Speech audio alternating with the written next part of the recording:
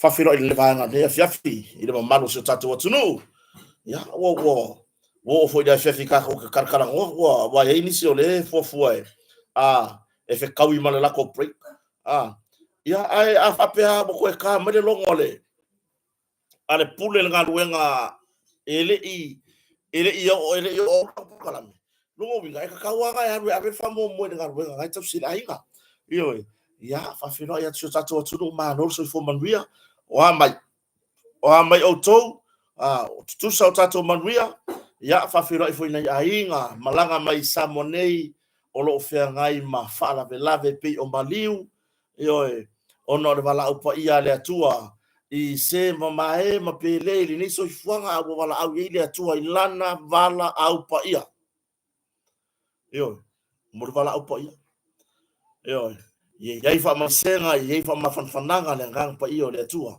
i lunga ya te auto pa pe ona ma fatia ona ole malanga maliu maleoti wa fe fo ine o to ainga ya ai se ni so fa lave pe o sa fai o fai poipoa o aso fa nau daga se asa kupu ni sa mole me o ke por sa ngi o tivos o la tunu sole ka ke wa ya ku sole e fa sau rungo o pen ka fa ilangi pe se me ka va yengis o le fie ke o le male sa ngi pepa o ka fa ya sole o ka mau mea iyo o kanga piko siringa lava makele kama o ainga ilatunu ya wa mai so tatu tunu ka ko kala ngoka ko so ka ko wa mai ya o manuia ya atonu ma ide le kaminge o fulu ya wa ku ye kale foi le okay i lore li pole ale mele ka o kale vivingi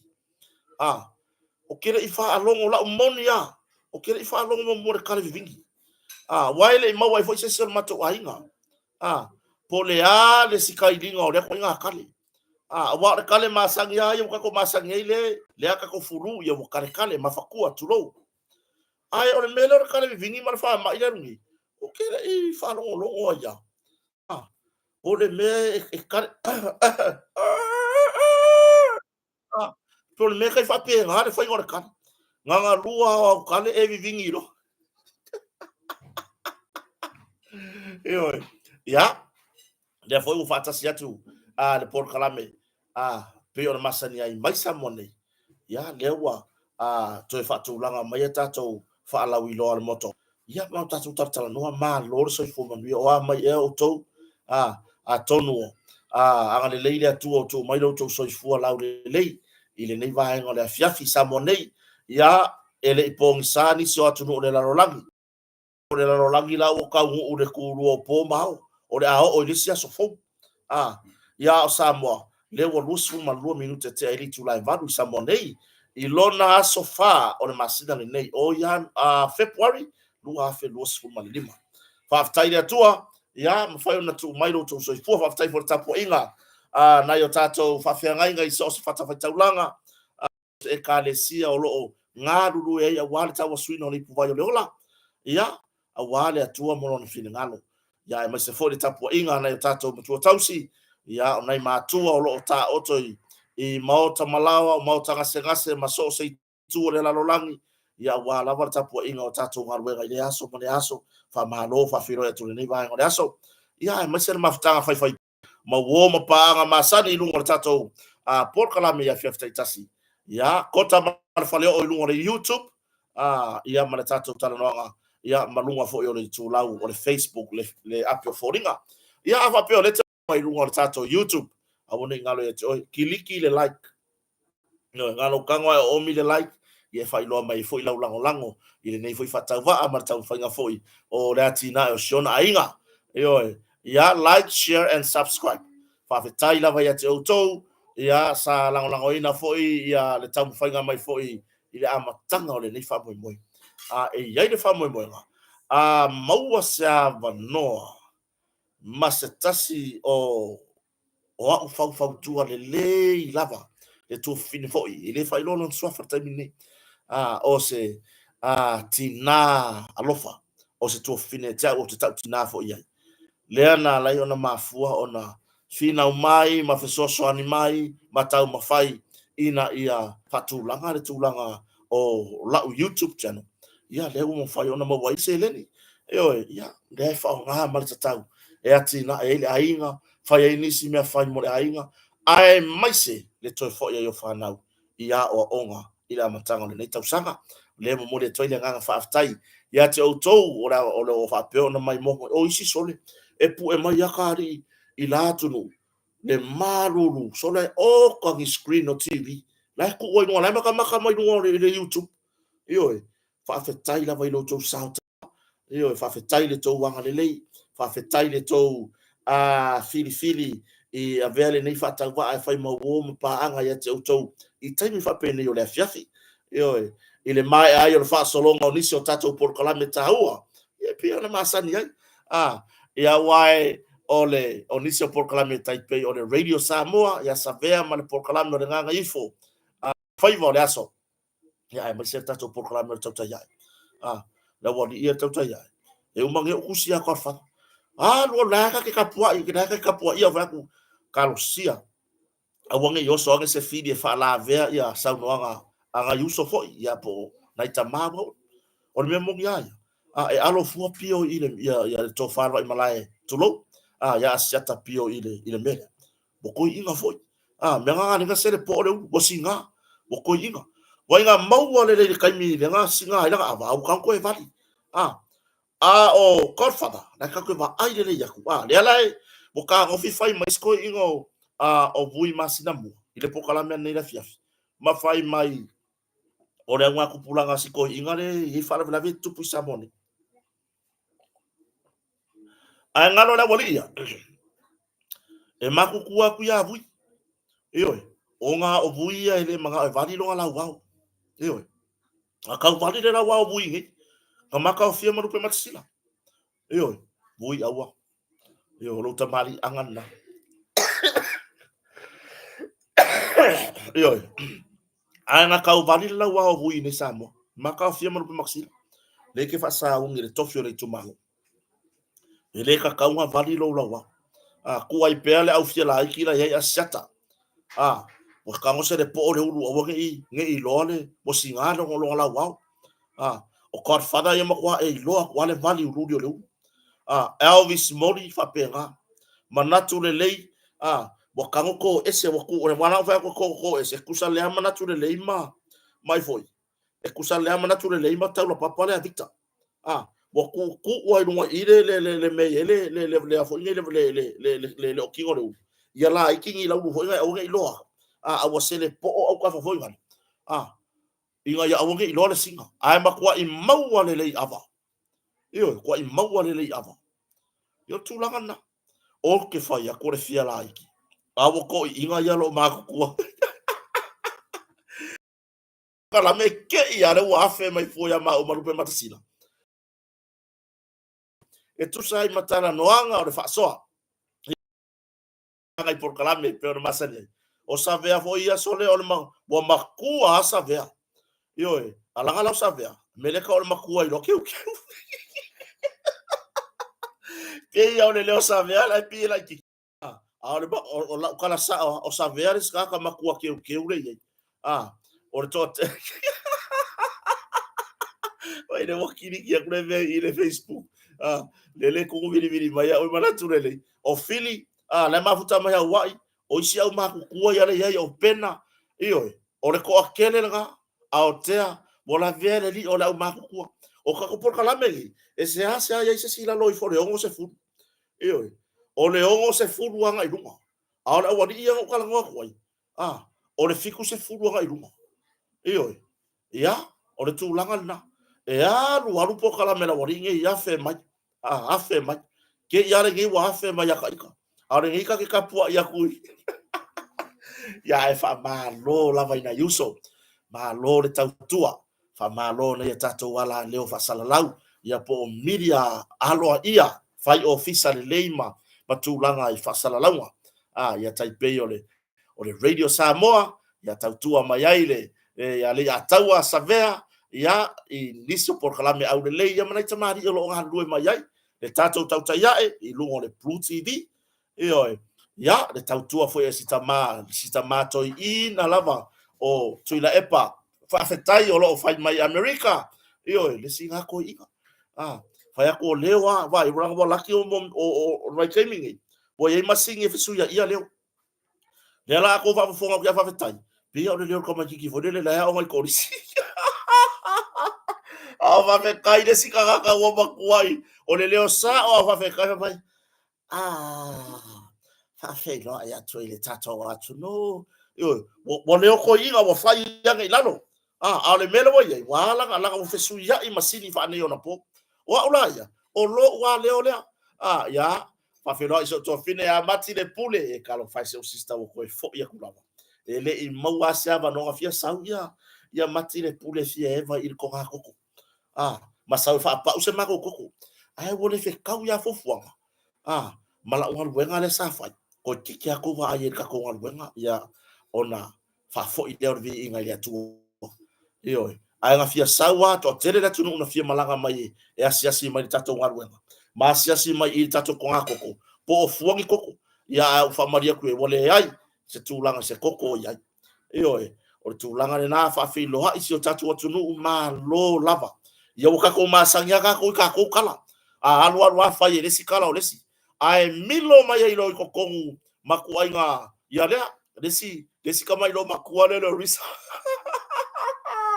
Risa J. Poto, Caroline Archong. Io, o ngai o to fine. Ya, so uso to ina o le tupu fia le atawa. O ngai o ko fa finge o mo mo aku.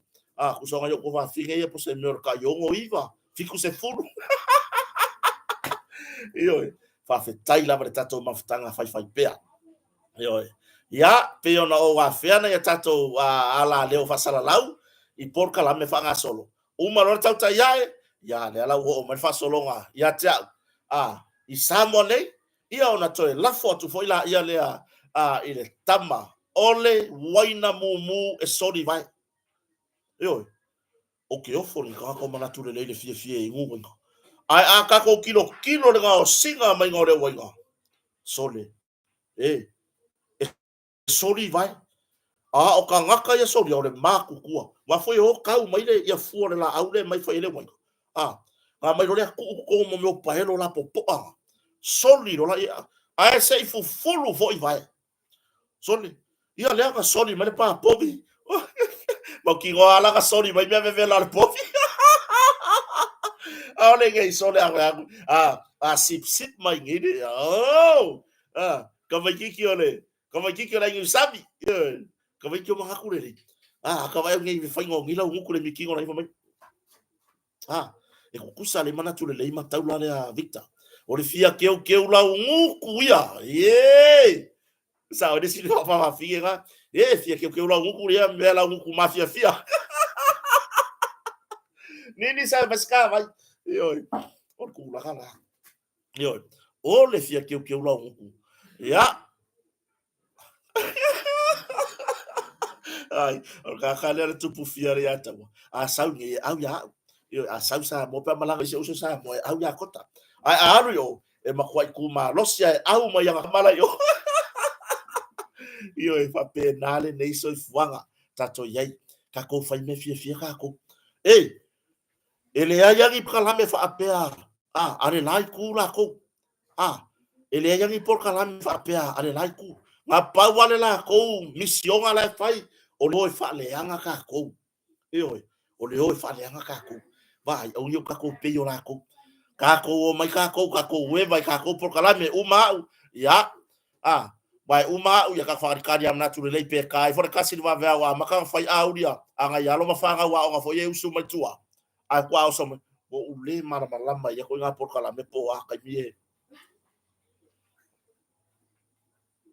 yo po a ka mi usi ka mi ku si mai ya fa ko na tu le fo mai kota o ke lo la me le nga fai kai mi ya le ai oso mai lo male tamar tato por kalame ya por grandpa ya papa tanu tu iloma ya le wai lunga tato por kalame ma lo se fo manu e lo ko mama fo ya ko vai me ma ko fata si ma tu iloma o tu iloma nga ma ua malupe mata sila ma ke lo le mere ku sangue samo yo paulo le ka fa akumulo pepa fa la velave a o le ai feo ai fia tanga tolona ai ngai sa mo nei ele ai mangi fa ala ve lave a o ke le lo po a fa ala ve lave ye sa so a pau foi ka ka lua poko ko kongi no motonga e ser poko ko la ko pau e ser poko e malolo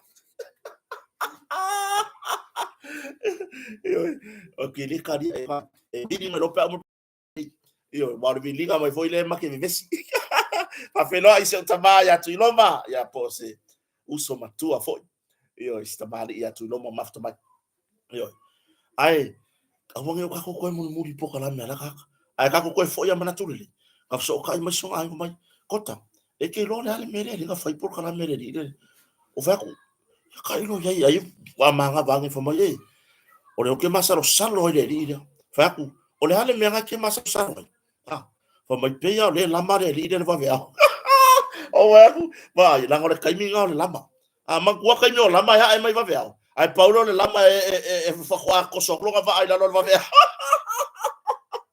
yo o lama o mai ai mai va vea ai paulo le lama e ko so ko va ai la va vea yo fa fetai ina ya tato a fai la Elvis Molly yo ko fa Elvis Molly wa no papeli o siba so le mea la fa ya ko e fiu fa me wa lusi ka ke lo ai no mo me lo fa ko va ku le lue mai o susu sole se pe ko vai si para wa felika voi ngai ila muto sa mo atalo fa vai se ba se kai mi ka ke ese ka pinga oi lo ka yo ya pa fa pe ore te sa mo nei po e to malanga ya o ngani investigate ai yo skaria la suela si nga pepa nga sa ro fa kulo man makore kio yo ya ma sa mo la tu tof yo ma fola wali yu mai ma ko o ya kama mai ya kula ya kia yo ya kama mai ya kia desa autu lo ma yo le wingola kwala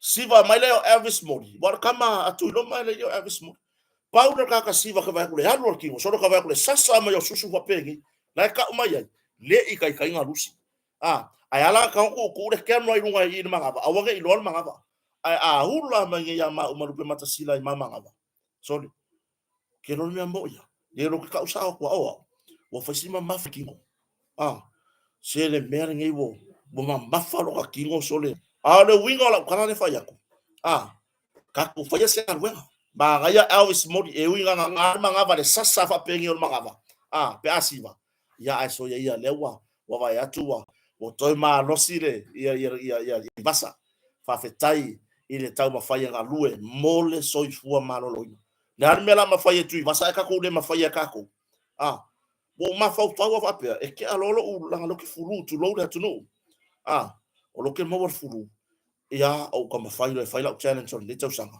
lupe mata sila mo makua isuia talo fataito ya va se fa to ya dieta lupe mata sila o makua isui yo talo ma lo se fo manuia ya pulas bet yo ya matofina ya risa te poto kwa suya kingo o lupe sa vali ya fifi uma akiro e kamka ngala assignment ya yo ele lei o mea uma e foi e mai lupe makasila anga mafainga kala mele fa ko lupe makasila ya kia we mai ai pau wa le mea e nga lupe makasila ya kia yo e muso e mai na assignment le ya wel kemi ko ai lucia ma le tino o le lano ta inga fo na le la ta pena ya o la challenge le yai o ifo le afa de tau sanga war kemi a kwa moe la fase fu kilo mi karikula kuso ke sao la kiki kwa i mo me ka vale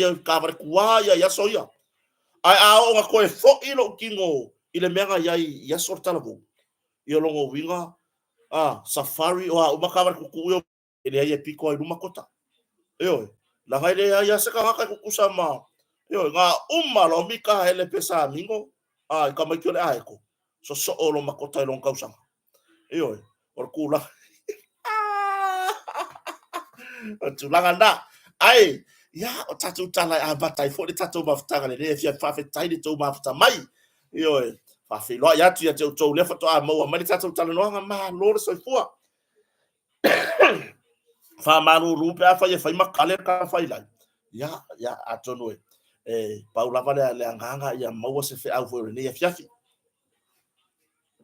ai ole fiapi nei tato faftai mo mo motonga ya rupe matasila va amason fartua ya fui maona sufali yo ya male ainga motonga fa wa pele wa nanga ole langa no ino tato por kalame awana ingalo tape nanga fa mati le motonga tulanga pe amalanga mai Samoa mo tulanga i fa lave ya mo to ina tulanga hole le home away from home awana ingalo motonga e tu ile taulanga fa ngo fie me uma nga ono woso ai fa maro poko sa varia kule makeki e sa varia ku fa lo tele o ofisa le malo la ile taulanga e laka uma ile motonga e oi ya ai nga tailea yo tulanga i tato masini maloli a wanga luenga tele nga luenga la haiti nga luenga maota malawa fa to ino fanua bala au le motonga fa ro fa so tai numera o le lua fitu o tasi yo faltari malo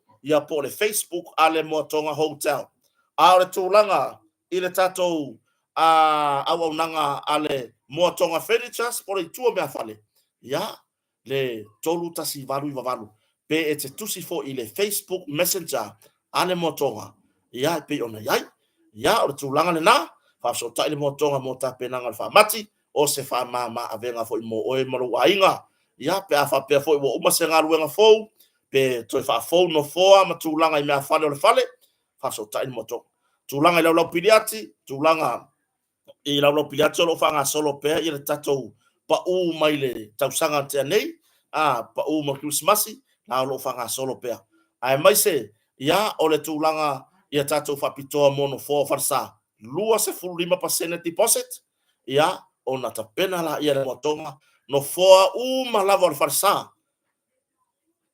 ai tolu tausanga tongtong ia i pa le ni ro to e au no ma se tului mana ia le au nanga o se tulanga le leife so swani mo oi mo wainga ai mai se ia o ekalesia fa la tonga ia fa se me alo fa mo farsa fa no for farsa la to ia fa tai mo tonga lang lang ino tatu por kalambe ile ia fiafi ai ora tatu fanga solo tatu tartara no inicio va ai tatu tele i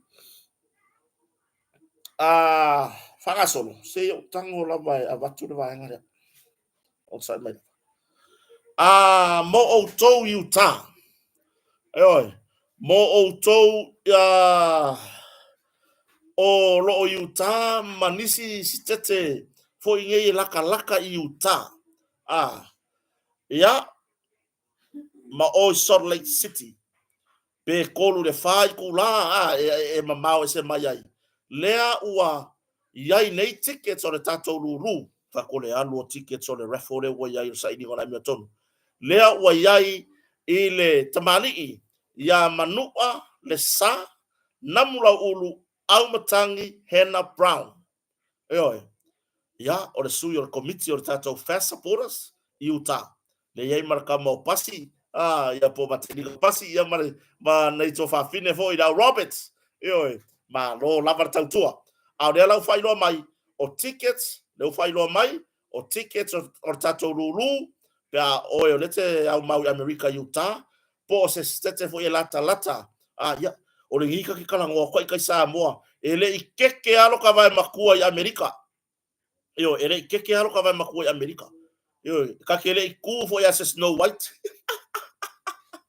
ai le wo failo atu le wa ya manu ale sa namula ulu au matangi Hannah Brown ia le tulanga o tickets po tusi lulu o sa ili la miotonu vala au telefoni valu o tasi valu o tolu iva fitu o to fa fo mai valu o tasi valu o tolu iva fitu o oi ya ole ma fai lava ona feutangai ile au nanga pe ona fai lo mai fa pe te mana mori atu la tusi lulu po la tikeri lo moto mo la ya mori atu ai pikir seleni o le si vaenga mai lava yuta e ona fai lo atu iso tatu atu no ole fa la lo hino se tusi se tamali i to tonu o America o se tamali Samoa mana ia nei fa mo ia nga iso tatu atu no ia mai mo ina mo lango nei fa mo ia se tatu atu no po nei tamali o se tatu atu no ia ole fa lo ino le tusi e doctor namula ulu tofa ngau tavana. O le tusi na tusia dokta namula ulu tofa ngau tavana mai la fioanga sai pipi sa fotula fai savai. O se tamari i foi o le atunu sa faya onga professor PhD i Brigham Young University, BYU i Provo, Utah, i Amerika. O le ngole tusi, anga whaavai o Samoa, po le core culture, value of Samoa. Ioi, o le no fuanga ma le taimi, aso wharaile Februari luas fulmatasi, on masina le. Ioi, o le aso wharaile luas fulmatasi o Februari, le tausanga nei, i le taimi ono le afiafi. O le venue, Utah Culture Celebration Center. Atonu masila fie o to lo o mau Utah. O the city, o le nofuanga West Valley City, Utah, USA. Yo tu langana. Halu ngele la unga kota o mengi. Ai le iwa aya I fo ringa o ngeia ku o ngei ko nga ya eso ya. Na iba ngana. Oi fa no longo ya ma oi I le fa la ulo ina le tusi lea asia foi tamari ia mana ia le ngor tusi o anga fa vai ma ia le ngor tusi ia mo me mai o anga fa vai o Samoa core culture value of Samoa oi o lango na nei fa moi o tolo lata ne yai a wona ngalo o lango na nei fa moi ai ole atato luloa oi tatu tal no nisi report mai fa msnonga mana tua ya tatu to fa muli nisi fo ele I mawar tu langa fa msnonga mala mana leila ya le fo sa o ya nisi proclame na mo watu ya a le ulia na leila le sa fa ya tatu live ina wa mai mai fa msnonga no ya ma fa ilo atu tu langa ta o to ai fa msnonga ole tai fono po le fionga tai la ulia male toa ole fa to ile to sa mo tasi po o le pati o lo tula I mai I le pulenga malo pena tusi au ye ile tunu pena filifilia fo ye le tua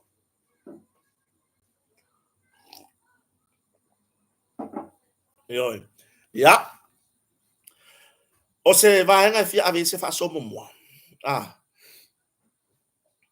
e ai sia o ya o te loa e ni si sa itai I si tamari ile ai ile faya nga ve si ai le maftanga masani maso maftanga fa le wo ya e foi inisio taimi sa la foi ni ana famtalanga I tai yo le tunu inai tausanga foi vai atu o ngalue ile ala leo o le radio ponisha ya por sunga ya Victor ya Seyuli Victor ya pe ona tautua mai ai lunga le ala leo a le radio ponisha la tausanga ai pe tai ile sa fa pe ona toe to suila na ngan wenga mangalue ilo ile TV tasi ile FM ile TV tasi ile FM si tango la vai tu vai nga le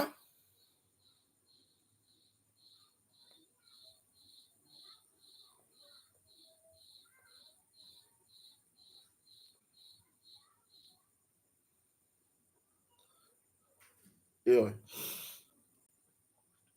le sa fa pe ona kinga I lungo peng fai langi sana tu si fa sana tu singa fa ile pulenga o le TV tasi ya ile tau fa ilo le tamai tai longa foi tu langa tau fa saralau ya fa isea le sam matafeu ya o se tamai tai tu stala longa o ia le wa running le TV I samone le TV le fa ingor TV tasi ya male mai FM le sa fa ali manino ai le fo uso I lungo la tu susinga le tu langa fa no noa male ile tu ainga fati nonga le fo I tina pule o le tu langa I faali o tu langa I upule mafau pala vale ile au finga benga le ala sa ya fa dia manino ile ai si finga benga I lona tu langa o ia o se pele alon ainga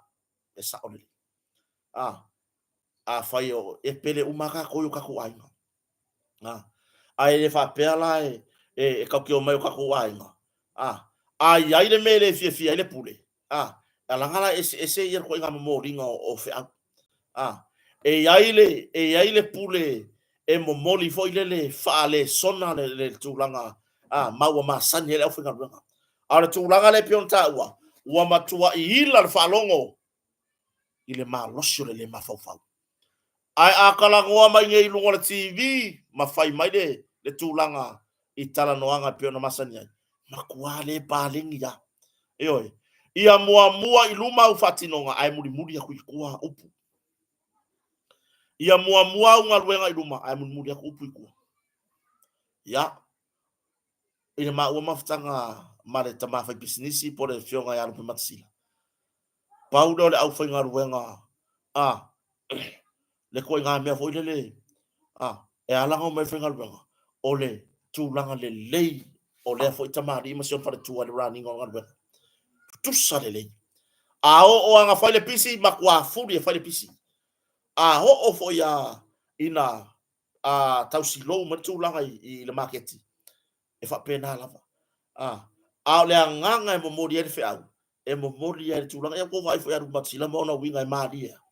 Melanga a fa rumi makasila la fa ngai pe ko e vai.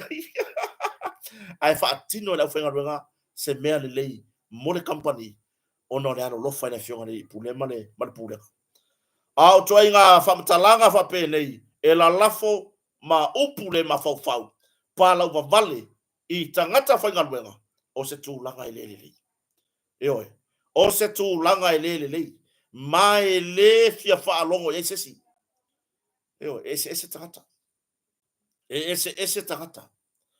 Awa fo inge avea lo tūlanga o le pule i se ngaluenga. Ma mea fo ilele ua e leo iei ma se vaenga o tūla fono fai mai e pule lo. Wasi iwa e supervisor wa e pule. Po e koko alaisa po e supo alaisa. O ngā mea koila ia le malau tala noa. Wa e lei loa le vā male au whainga luenga. Eoi. Le leinga e treatinga la o whainga luenga. E toi wha fo i mai le au whainga luenga i le whatinonga o ngā luenga. A wha pēra o toi ngā au wala wha pēna. E lei loa pura mea la amisi e kongi ngā ka whainga luenga. Eoi. E le o ngā luenga uma. Te le o ngā luenga fo isa o whainga luenga. Ele ia se ngar wenga fa de tonu le tulanga le i ate ila to yo ngar wenga yo o foi ngar wa ku le pule ku e kala ngo mala foi ngar wenga e sua mala foi ngar wenga yo tulanga le pe e fa tino upura lafo ina ua yai tangata batau ba fa ye fa ma laga ese me ya yo ese me ese ala lau oke foi le inga ia le se me ese lo winga ngai ke kango e faa maa le tangata whainga ruenga i lumo tangata. Nini maska vai? Tulanga na. Ese ale le kulanga ole fatinonga o launga ruenga. Fo ingei i lo tau mawhai mo mori se le sona mo seisi tangata po le tangata whainga ruenga. Ese lo kango e faa maa. Malalafu e sa. Yo. Ele fikawi. Yo e ke parpala o vale i au whainga ruenga. O pele a inga. Whanau ai la tau yo le skaka whainga ruenga. Pe e wha aku ai usa whainga ruenga o ngā oanga kaka i lunga aku. Yo. Pe e wha malu se hao po ngi sa i lunga pe haru e whainga ruenga. Whai le leita ngata whainga ruenga. Yo. Ia pe o isi au whai pisinisi o isi au isi company. E re fio ese kaka whainga ruenga. Ia ki renga lo lofi kaka whainga ruenga. Ki ngā oi i ngā ruenga. Ai le uma e re fio ese. O ngā le lei o pūlenga. Yo. Ki ngā o makanga whao ngā ruenga. Ai fia ai whainga ruenga. O ngā le lei le pūlenga o ngā ruenga. E o ifo le pule o ngā ruenga. I rea taimi ma rea taimi whaasoa. Tala noa to e. Ai o fo ina whainga ruenga.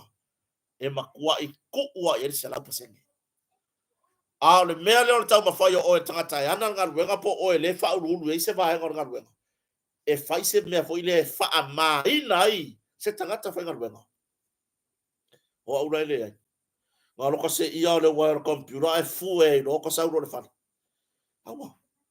I leo sau maka whai oi ngā rau le ma fau fau dau whainga ruenga.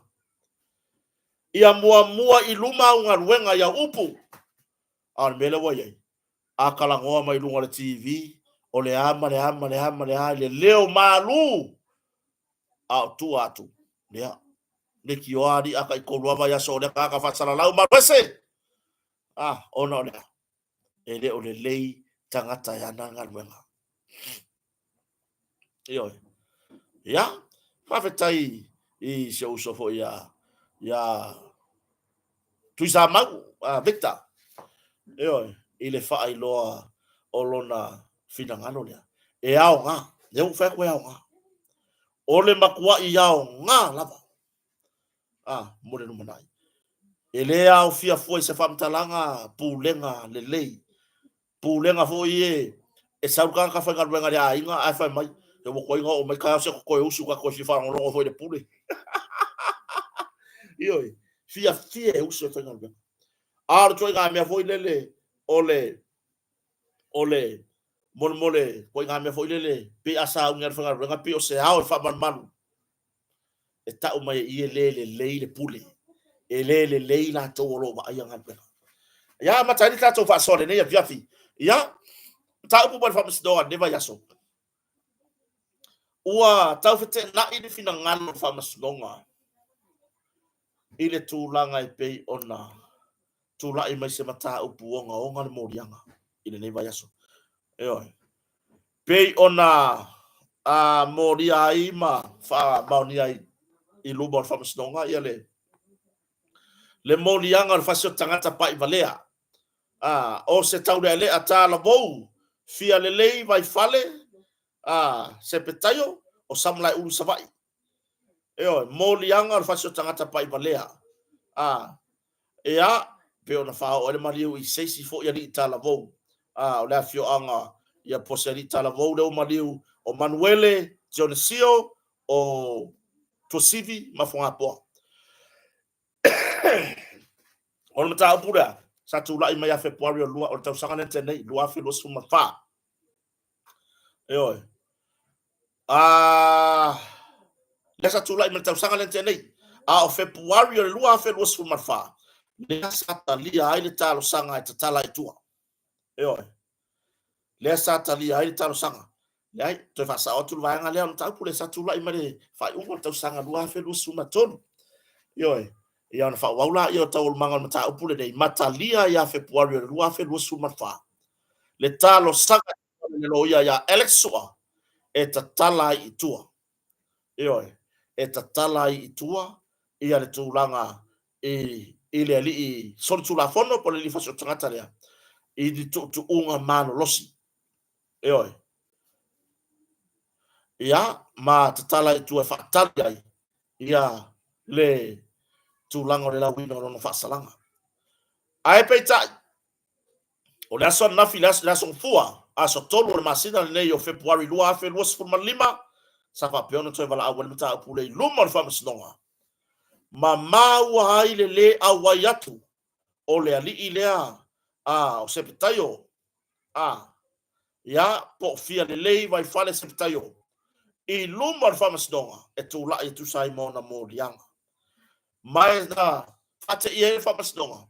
O le mata upule neina toi wala au ia o ke topo ar tau sangan te anei. Lua afe lua sumafa. Ma polo ina hai e le whamasnonga se tusi sai sai. Ma polo ina hai e le whamasnonga se tusi sai sai. Mo le ua mo lia i le mo lia ngal fasio tangata pa i valea. I le apia i fo i luma whamasnonga. E atangia mai le tala anga mata upule nei. Na tatala i tua ia February o le lua fe lua sumafa ma le faa moe e toe wala au le mata upu ia o ke topo le tausanga lava lena te anei lua fe lua sumafa ai le au wai ona polo ina lola ia le whamasnonga maurunga o se tusi sai sai o le tūlanga safte na ia le finangano le whamasnonga ia sa tiusi matiwa perese i mata upu nei ole fesilingi ole tu le ta wala ile loia ale official le loia sili sa au ile fam snonga ile sonna ai fa pe mailan tala e ngakele ilo se mea sa ele oia sa ya il kausa ngai ngole warrant le a ofea le official le ke fainga wenga e kele ilo se mea a ofea le official fe fa maru le ke yai o le ke lalo le official le loia sili tapena ngal mata upu e te tapena mai le aso mua ai tere Yesu mai fam snonga longo wingo mea ngai ya ilo ia fa official loia sili longo wingo mea ya lo ia fa official loia sili ngale oi fa ka mo mai akopa wa mo mai purupuru wa mo mai mo meo kimonga ya e po a ngo mea ofu kana lo fo ia le sa ile ofu puloku ka ngaka a ole wa leva tau na tapena le tali o ia le tu mo le ofisa o leo ina ua fesilingia fa masino sili ya sa tiu si matima peresel mata upule ile le awai ai ole tau le ai pe ona moria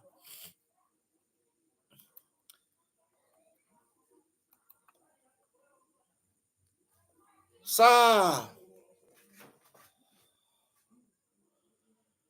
mawale le mautonu le fionga fa masino e fesili ya ku de kangaka le lo ia lo tu lai mo le wo mo dia fa so tanga tapa ivalia ai fa mai sa polo ina le tu sai o lana client ya o ke topo ta usanga tene ai fa sili ya ku le official le lo ya sili ai fa mai le kani le lo ya le sawe e sui mo le official le leo e nga kele no se mea o le ala la mela mai ma wai ku pe ma ro ko nge ya ko nga lo ya fa pe Nalbe mo ko le mano lo ma ia lo ya e bifongi ngi lo ya ga ku ma oke fa aru e kupe se vai le mata upu onga o le makua i onga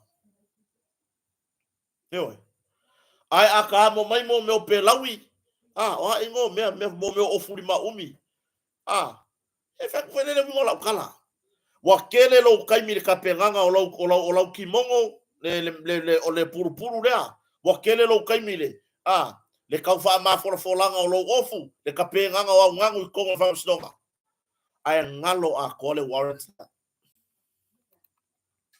le ala u wala au mata upura sona e lei tu lai le tangata modia i luma fa stonga o le onga le modianga ua mai mau soifua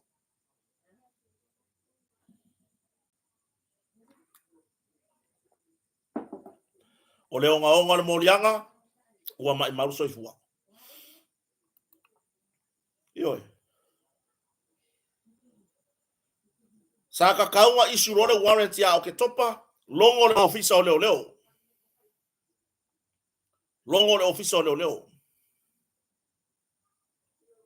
Ma o le nganu wenga foilea, e lenga o le loo ia e faya. Ia kairo ye po le hale fainga wo ye. Le vanga o fainga wenga i kai me yo o famsno. Le vanga vea ka i kama me o code odli. Ka ke fakura ia famsingonga fakau ko mo ni mau.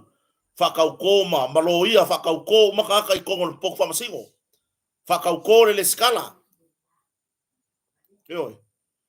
Oi unga o mo famsingonga. E le ngano ka ferwa i kongo le pok famsingo. Ngalo mai le prosecution. Alai mau i kama i notebook ka ikane le code odli. Ioi. Aka anu lai li poki ka ilo ka office pa o le ngoka kiuke from snow modu. Ka ke wangu fa li poki ya le upolo inga le kusi sai o pai pengu. O le maka upe koe wala au ya aso luo aso toluo o fe puani luo olu ni ma le upolo inga tu sai wale sau luma fa snow. Longo wingo o vanga be ye fai ko on pok fa masingo ai la van fa masingo nga e kala ngo mai. Leki o a kele me kisimisi. Leki o a kele me lengi mori mau.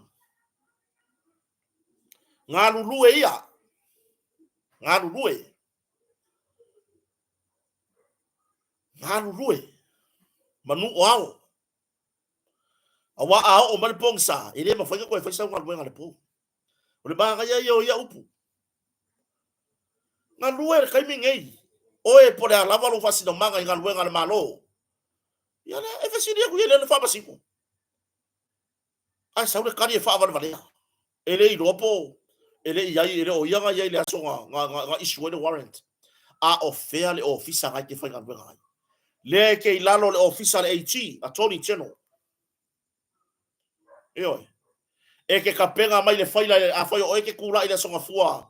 Mo le fa masino maulunga e ke kapenga mai le sofa railo le vai aso le ki agei. Kilo le faila po a mea le kusikuse i kaka muni ngalu.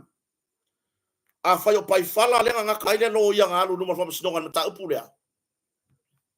E ke kilo po a ngi mea pai fala kusikusi mai lalo. E kapenga la o e pai pengo kia. Ua e malama i mea ia i le soso ongo le mata upu. Longo wiga lai foi se mea pai fala fa ia. Le pai fala le pai pengo o le ala mele fai no fa masino.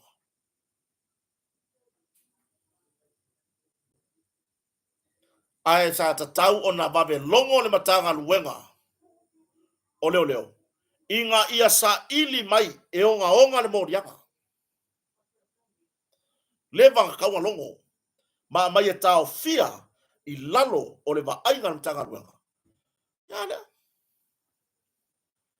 lea. Se wakele ko kaimi ko sa ili masei. Wakele ko kaimi ko walu mo le baba ai masei. Baba ai poi kaka kaloka. Inga se a malo le yai. Wanga o le ko sa ili masei. Ko baba ai vale.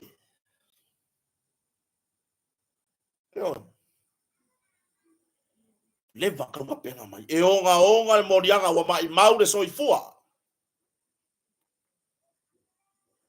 O isi la ia ka le mai mau ngai kupela tu le koina. A le ai se ngal wenga o pinge mai. Yo. Sa ka kaunga ki kilo le faila o le ase fa mau muli mai a o ke topa o le luafe no sumal fa. Nga fai e siampopo. De lo ia le sakula ye ngale lo ia ko ofisa. Yo. O asoia. Le la fai akwa sia kwa mai kalale e winga ya soia. O asoia sa silia ya le o ile matanga wenga ila aso. Ile o aso nei. O le matanga wenga le ila aso. Sa silia ya ila kou le koe o la kou. Prosecutor le official leo e o e fi ngau la ko maka upu i luma fa masdonga o la kou le sa fa ya ngal wenga. Ar kaimingi kwa kele le mea kisimisi kele le mea ki yaku ka vale ai misimisi karu wai langa o le fai mai i le simkanga wenga susuenga ai la yo e ba ku foi e ser fa le fa makalanga o ya la le pengu le fala ai makua i lu le ulo fam city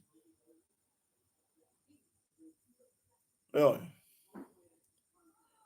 kwa i lu le ulo fam city i le ofo i le kari ale official de lo ya sidi ka wala mai langa lo ya ran kuri man ka upule ona ki le fa pe me sa tiu si mativa perese vai ka ufo ngo fo nga lo o mu nga ududi ai sa vale ko ke fa ku nga le ku ma ko ko lo ma mai ro ko o ke topa november te sema o ke topa november te sema ya wali le o fe puali le wa vai le savani pharmacy le mo savani le pharmacy na o fela le vela o fela me o ye ka so kula fo isu e ko so la ifafo o wa le mega le kupungi e vala a watu mata upo nga nga nei i lu mo pharmacy no a o la ka apu mai fafo i nga nga fa bai kai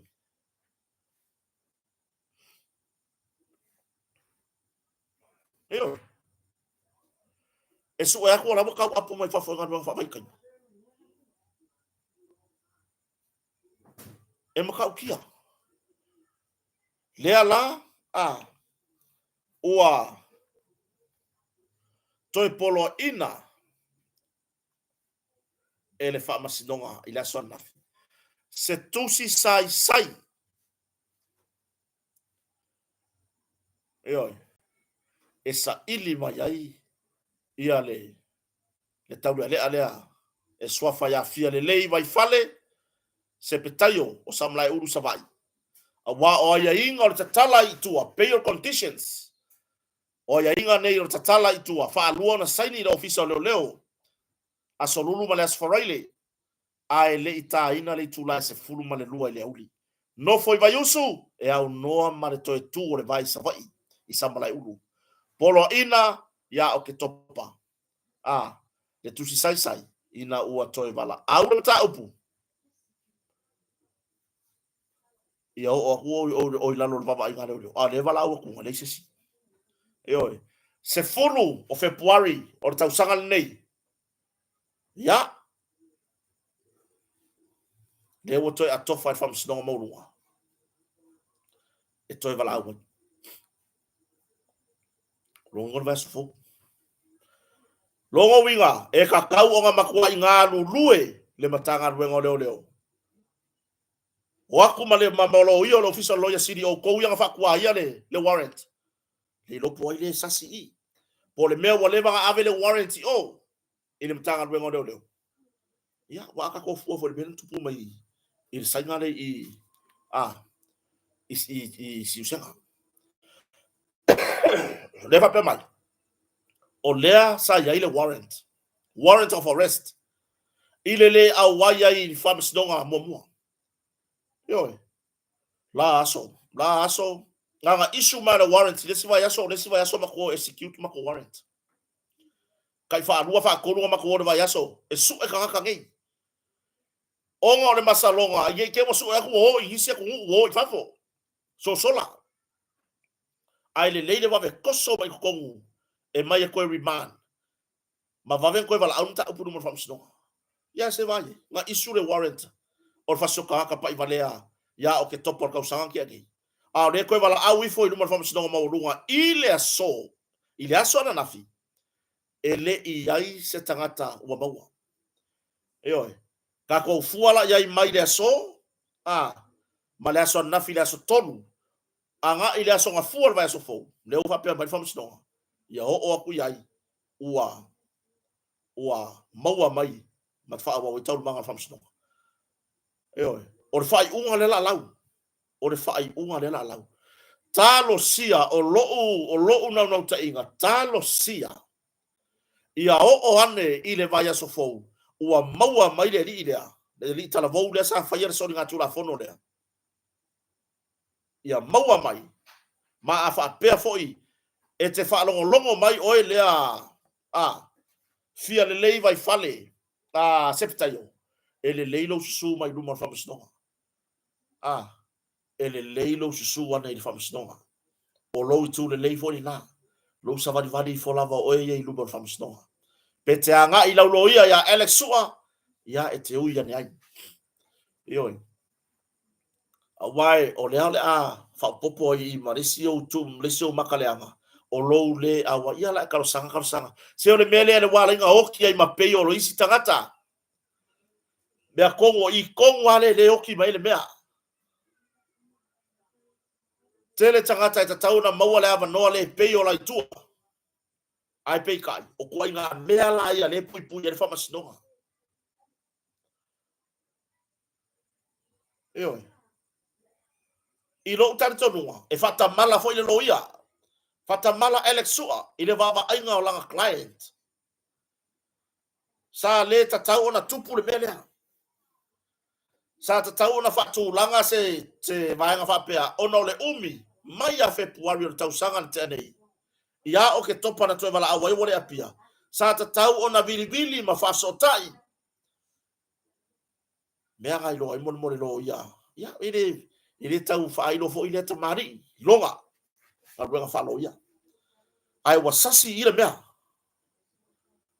sa ka kauanga le leile fisota inga ina ia awan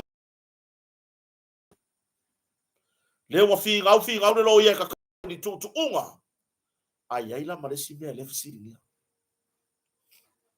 ile mtanga ndo leo le ai fa alua na saini ole mea e avere api ko siaki nganga siaki kwa wakasi la ule sangi e koso ya o ikokongu nganga siaki ai mai se lava to inga tupulanga fa apea mamori yanga onga fa apea fa mo mo le mtanga ndo leo o anga fea nga kaile sangi yale ar kaule ale Mao inga mo leva kawa ko su ea mai ai. Eo. A faina polo ai na ya February. Saini fa alua no ofisa leo aso lulu masu faraile. Ayo o ifo ya o ke topa ore kono. O anga fele vale ya February ya o ke topa. Nga kaile saini. Mo leva ka kaunga nga mingoia I ile mtanga leo. E muli ya kule warrant. Ai wa koe fa popo maisi mo yanga. Ile le usitaia o le peyo. Io, le usitaia o le peyo. O le peyo. O peyo condition se kala ua. A walava e sasi ai. Io. O au fofuanga o le aso. O a fa la vela to ai ma. E kakaunga e usika ia le kaimi e ke sangi ai. Io. E kakaunga e usika ia. Mai mata I tu e ne matanga luengo o manuel malo tūlanga o meia e ka kaunga makua I maka I kūre le ofisa o leo fai ma avere api siaki penga saingi pai mala fai penga saingi pengu mafala fualo yai marista penanga por ale si move on matanga luenga ia leala talo sia ia uriane vai aso fou aso se fulu o February le masina nei wa maua mai lalo wa vai ga leo ia le tau le alo tau sa idia e o nga morianga fa se tata pai valea te tau ona sau tali morianga ai lo le fai mon kama kiki malo vale a le pimo sola lan me nga lenga fai pala ai awar ko la vale pe pala ai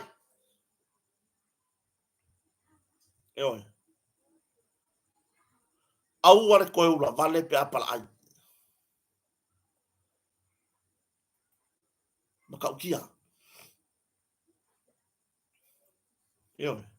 o tulanga na le fa fonga so tatu watunu o le makua le pa lengi ai o fa mi longo le menge no tula fono se wo malo si le o so masei le o fua I femilo sai solo fua I ile ngase malo ma me fa por kiki le wangalo I meia le wangalo I ga fai le me ka kaunga fai su e marka ngaka rea sa we tali ona morianga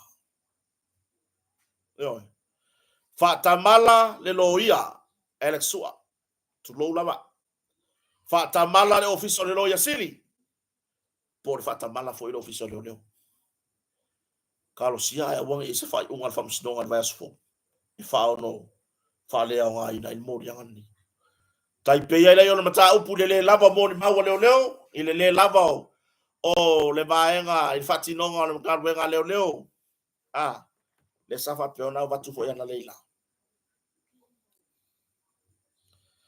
ile tūlanga I fuala au fasai no leisa ai ua fa mama ile suafa o se tasi tama matua mai le fa masinonga ona wole ini maua mtanga luengo malo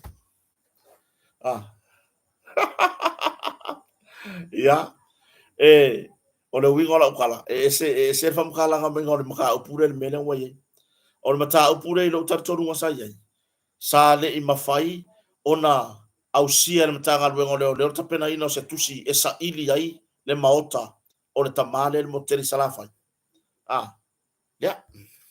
esa reportia de radio samo sa le mafai ona yai se tusi pena uia le mtanga luengo leo ala tu la fono na mafuai ona to fa ui tu morianga ai la sa mo fa fa saina yo ila wa va ai mala taita tilo fa tangata soifua yai o le sia va no le auto tu e fa mosnonga pe maua le aisa ya oe alanga o lele iui le wala ka fa yai fa mai fa tamala le fa tinonga la to ngarwenga ai fa fe fea le aisa le wa maua mai ai o le ale mele nga maua mai ai o le aisa po se masima a aisa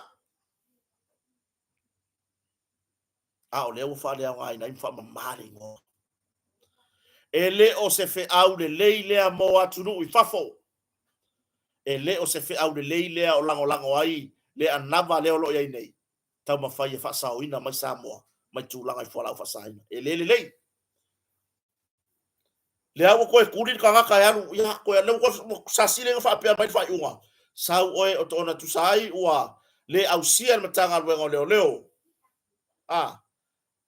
wa le au sia matanga luenga leo le taunu unga ma le au te lenga whatinonga o la tonga luenga sau oe koe ara kureia oisa o le tu whano no lea na maua ai whasaina o le aisa te le whala whasaina na maua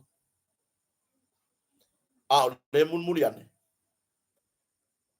fa mama mai lo na ingo ono le tūlanga ele I tape nā ni matanga luenga leo I savai tūlanga tu sai malo le tūlafono ya kia uia sa oia ia la aki ko rubbish ele o se fi au le leile mo o wale aisa ai fa mamali o wale aisa ai fa mamali ngoa fianga ma wale aisa nga ma wale falo ko inga lea le ka malo lea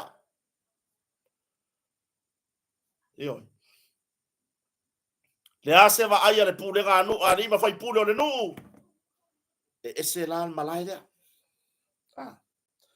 ese malai lea wa le wingo la tala ese malai lea ese alfa masidonga ese tūlanga e pe ona yai ia le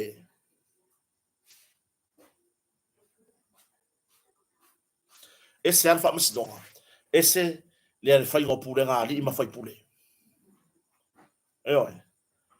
e te tau ona tiro to toa a fai walape fatinonga ole ngaluenga fa masidonga mana ngaluenga tu la fono o lea na mauti noa le nuu na maua aisa na maua aisa o le tamaya le tasi pira Andrew Pesamino fatausi savai ya le uka dia le famsi ngor kar sanga langa loia ina ia toi fa solo muri tua morianga o mio fala o fasai no le aisa sa tua ia ia te mari o le mafua na tu ina atu ele tua leo wa le lava ni mawe lango ai le lato morianga ese ali menga mai mo mua ese le mere ko au mai ya ese ali menga mai mo mua le mo mua nga au mai ona mata upure sa tula I mai te sema I tau sanga lente nei Lena man malo ai fina wa le loia ale tasi sa lu ai le fatinonga o le swainga me konga le sa lu ai ele o le lava moli mau ele o le lava moli mau sa lu ai le fatinonga o le swainga le ile fale o le sa molia le na faya ya no ma se tusi fa atanga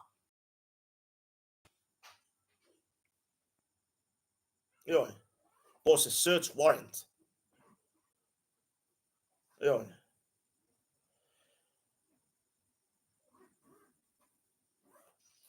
alenga mo wai fala fa sai ngora isa o fe sili le loia lea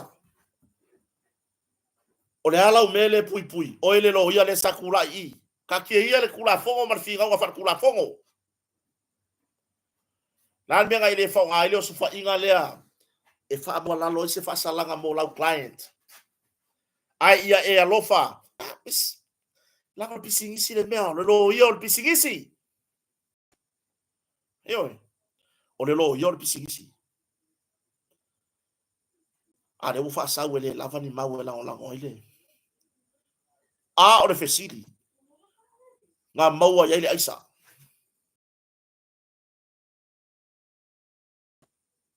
Yo. Fala ufa sa ino le aisa. Ai fai mai. Le ai.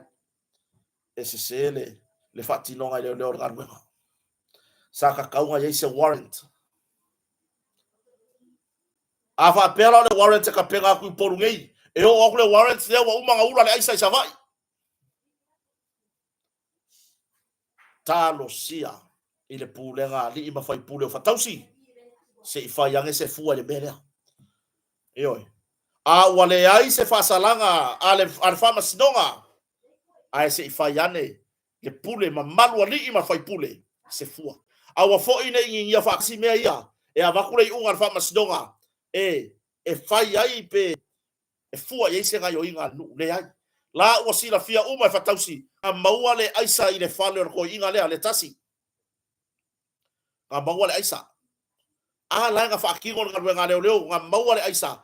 Ai o le lape o nga wenga leo o le ai o se search warrant. O le lape nga tanga wenga. Le ka pe nga se search warrant. E search ai me totino. E search ai me uma i ko kongo le fangua o le tamari ia. A o lasa maua ai le aisa. O fea ele me sa onga le mele kau ke pui ai. Pe nga o kako oe e la lafo. Ai kako ke koe mama ya kako. Fai a koe foi.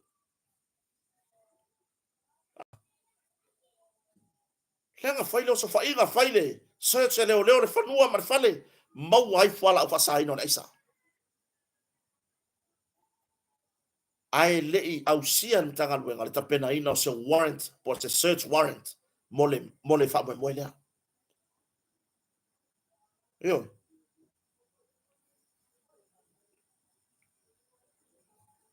E ile si malu si anga leo le power of arrest. Pe a e si la fia. Ma e masalo mia ia uba ai. O se mea fa sori tu la fono.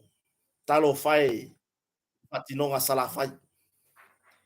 Talo fai le fatinonga sala fai. Yo. A fa peo fa fonga mai. Le motu tele sala fai. Tato tau mawhai e ave ese mai tu langa i whala au whasaina. Leo foi la tau wauna. Na tupu i fai te tono sala fai. Talo fai. Awane a vea le fai o pasi. Ale tamani ida. Awane a vea le yeyo ni pisinisi. E fai ma alo fanga. O le ngaluenga li ma fai pule. A manu o li ma fai pule. Le fa tonu le tofa. Ai wana o se tuwa lalo. A wale ai se sala le fapa sinonga. A ua nofo si la fia. Le pa ia o le afio anga. Na maua ia whala au fasai no le aisa. Langa maua. O le lape, ele i whaapea mai, ele i ai ni wha maoninga. Ele i ai se aisa nga maua, le ai lai manino. Na maua le aisa i le maota o le tasi. Ai o le whata mala o leo. Ele i tapena ina se search warrant. Langa maua le aisa. Faila i se fua a li ima fai pule. Ao tato manu iau ngā tupulanga o le rumanai. Ao tato manu ia Samoa le rumanai. Fai se fua.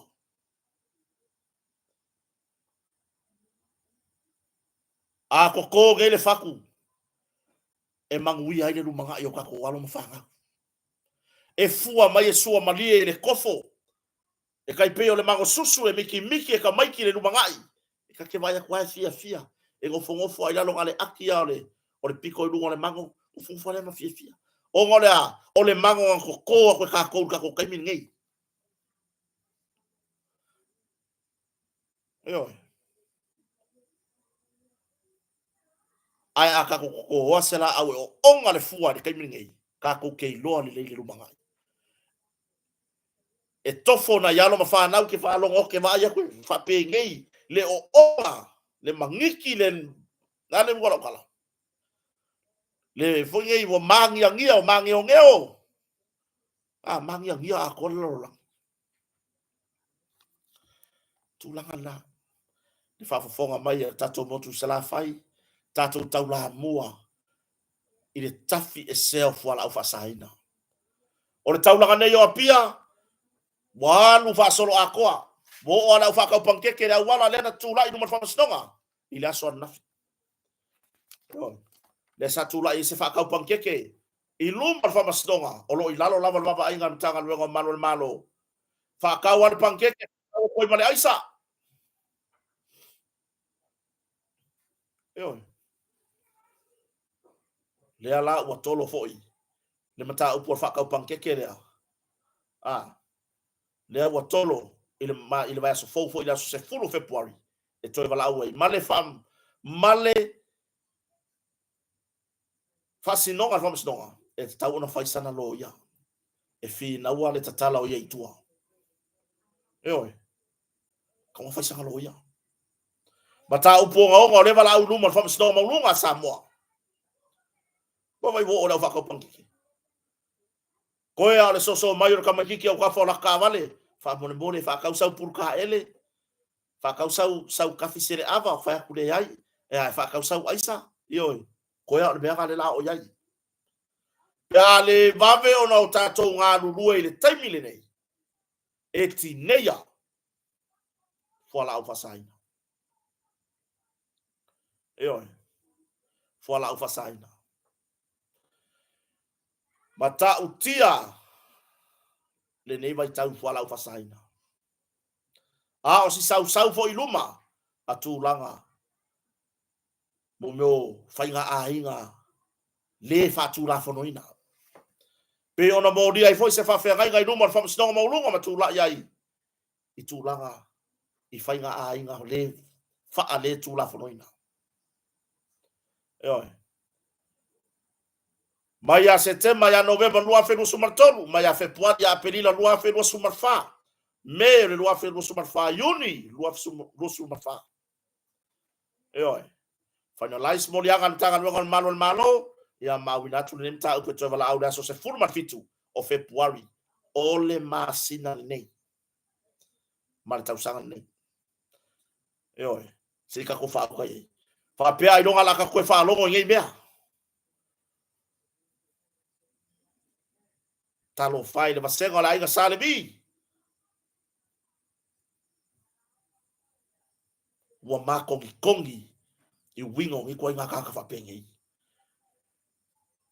E o u le tusi pa ia ai le malie le lalolangi. Tai i nai ta ma o nai fa fe ngainga o lo nga lu e puno wai. E o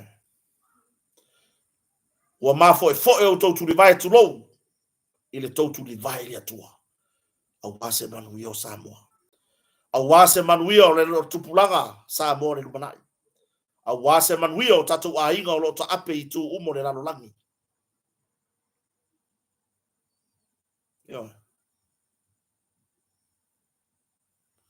Tulanga na. A watuai, lai titi, na minoi tu la fono. Pule ngā li ma fai pule, fa mo ngā lea. Tato ngā lue iai. Faia se ngā lue ngā lelei, mo na yo tato tangata. Faia se ngā lue ngā lelei, mo na yo tato walo ma whanau. Eoi, si wha uka iai. Mo o ar wha kaupang keke, a ora tamaitai. Tamaitai tompoe. Sa wha kauang pang keke, e ilo lelei ai le vao. E ilo lelei ai le vao. Li fia tamali le tuala. Possession of narcotics.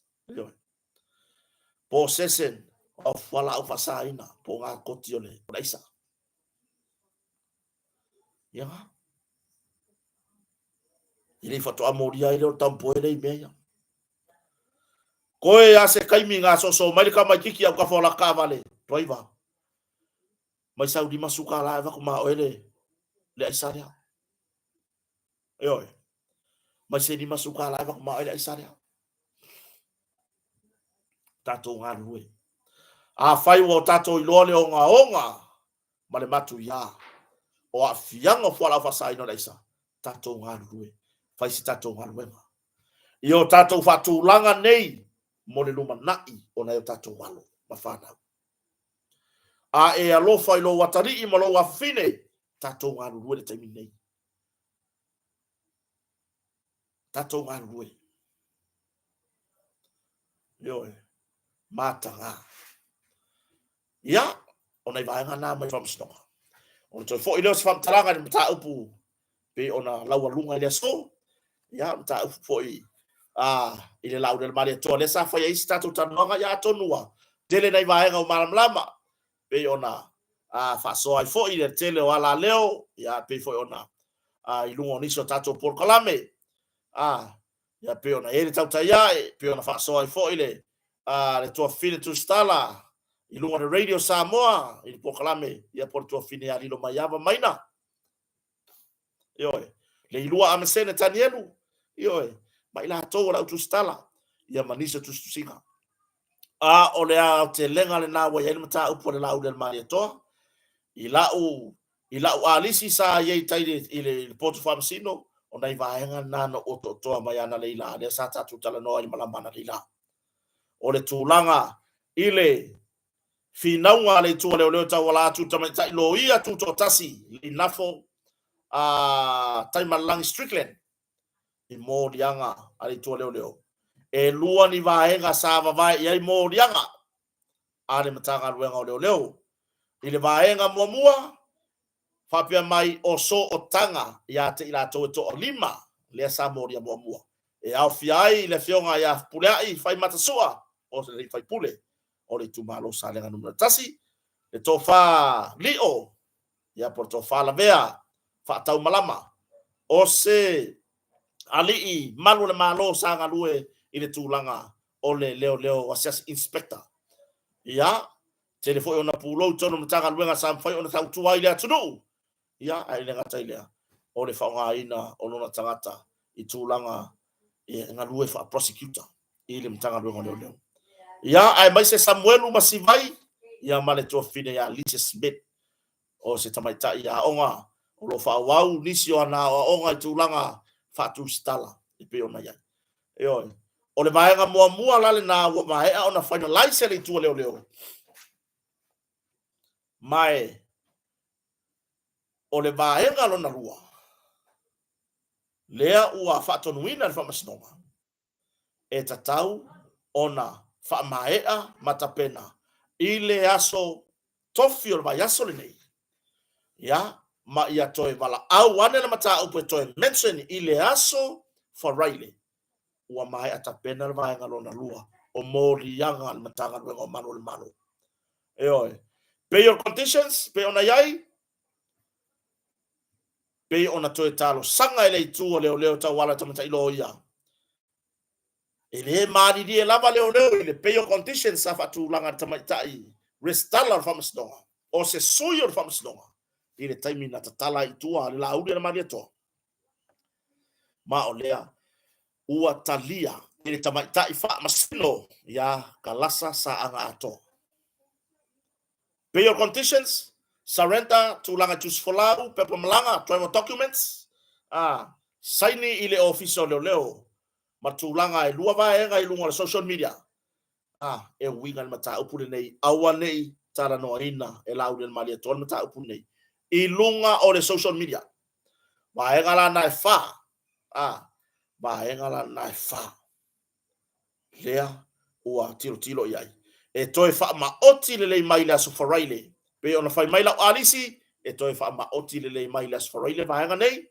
awa le no fosi le fio le atunu ai ua talia o au makoi wafo pe no fai atu ele malier matanga leo i pay your condition safa peonta pena ele tamaita restala si ni alfamsnonga ele fa mariina pena ala ona toi talo sanga de pay your condition ni de so ina ia fa mariina ai nisio tangata yo ya lava le mea wal mele sa pese mai media ia fa fola de si kura e kakau o ngaku ukus folau e kakau o ngasai o se unga leo se makaupu. Ai. Se fa ko amangu malo le matanga luengo leo ina ua sau le fa ai unga e fa le pui pui le la audi le mali atoa tulo fa to a tau ina le ai a o ngei maula pisi e fa u makuru kai ngei waste of time o le fa mali e inga o mana o tangata yo le ei malo le ba futa mai no tatu program o nisi wo leo to nga ru wo malanga ya tunu mau o nisi sa fa i tu langa mau lunga mai la to te fa sa o le mele o te fa ya tuai ile mata utia sia tu pure tu langa o a ya inga sa tatala i tu le restala o ya inga na yo e faina i swinga pe afa pe an tatala i tu le restala sia ta pata itai pa pe mai le restala ya o te saini le ofisa leo ta ofio o tu solau ayo o numero fa masnonga fi nau la loia ya fa pa fala le saini la client fa pa fala le ai tatia mai la uwa ya a tato wa ai le tūlanga le laude le maria toa i lona tūlanga iai tu tono Samoa o se tamani